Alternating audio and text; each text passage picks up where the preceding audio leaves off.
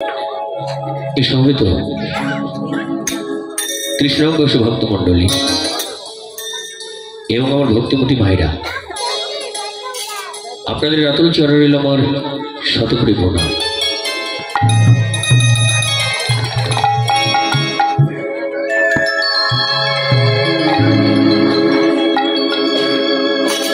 দেখেন,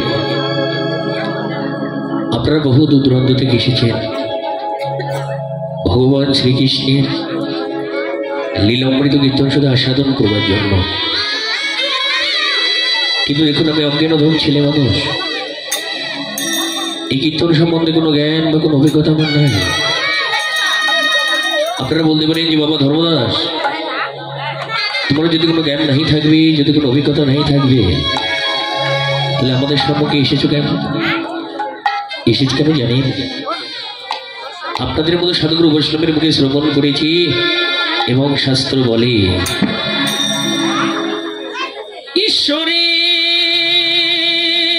ঈশ্বরের কৃপালে হয়তো যারে সেই ঈশ্বর তত্ত্ব জানিবারে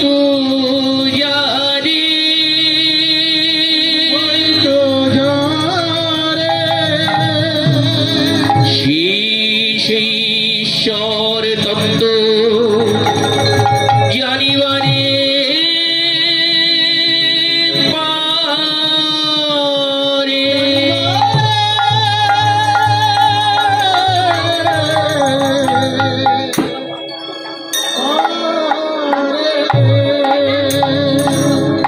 ঈশ্বরের কৃপালে হয়তো যাহারে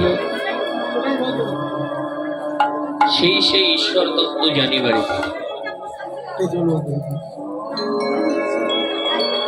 দেখো, কৃপা মানে কি না করে পাওয়া। কিন্তু দেখুন, আমি অজ্ঞান অধম ছেলে মানুষ, একটু বাড়ে রাখে যেন সাউন্ড একটু টানে জনিতা জনাধীশ্যাম হরে কৃষ্ণ হরি বল। তো দেখেন,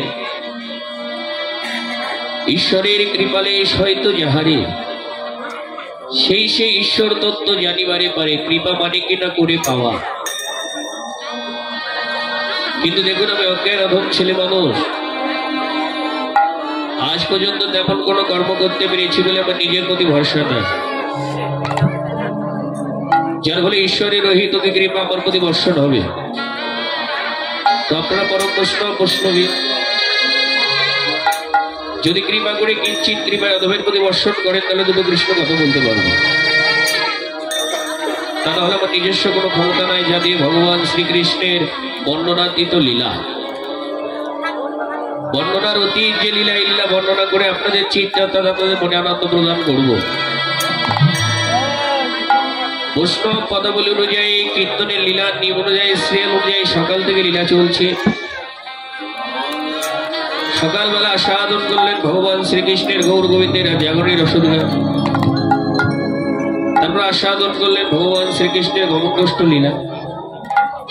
মধ্যাহ্নকালে লীলা সূর্য পূজা অনেক আনন্দ করলেন।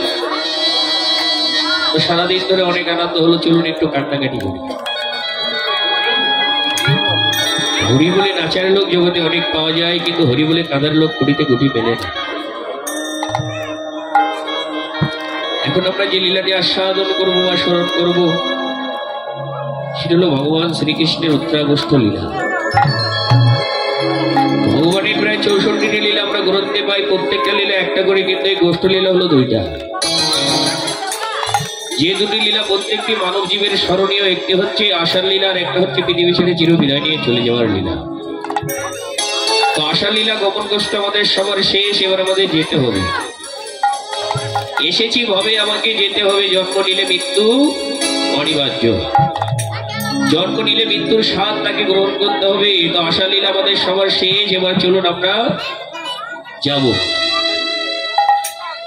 মহাজন বলছে,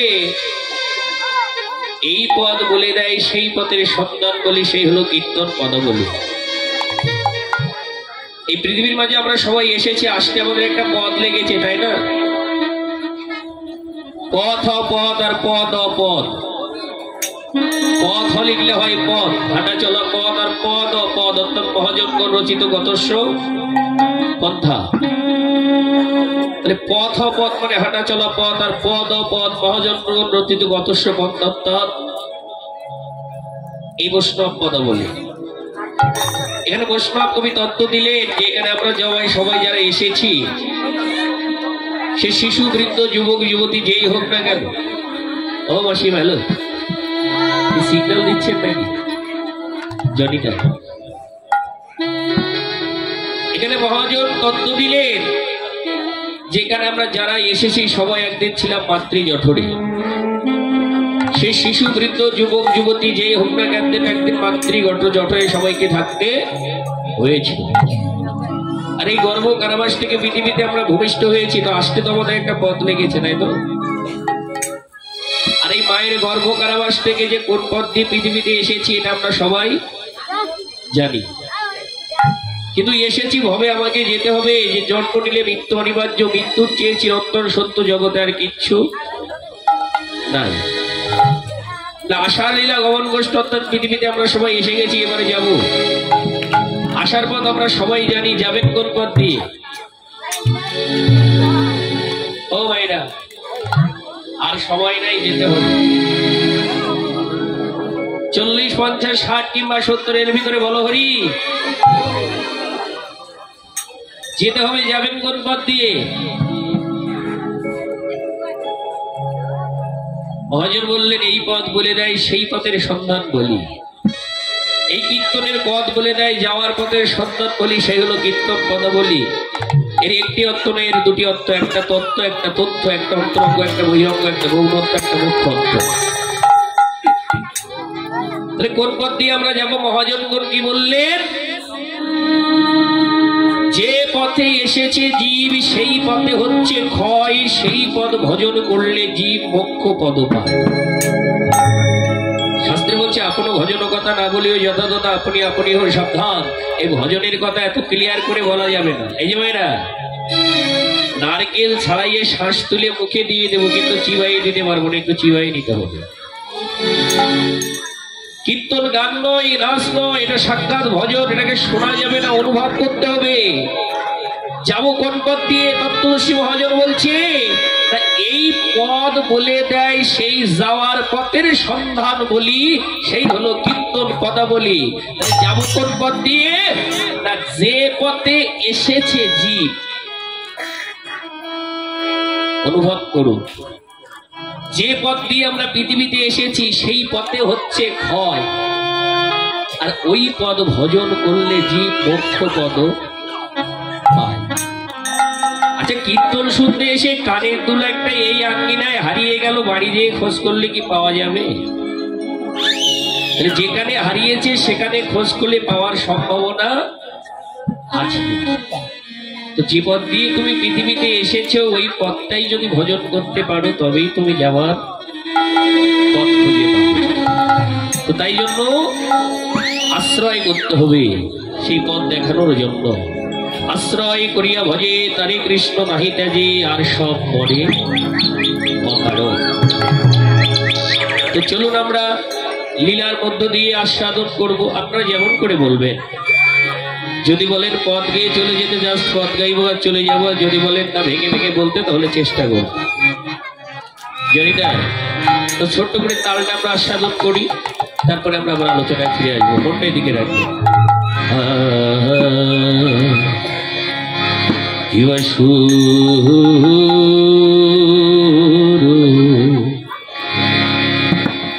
সুরধ্বনি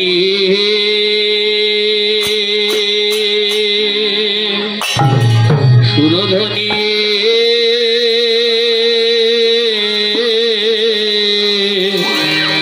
সুরধ্বনির তীরে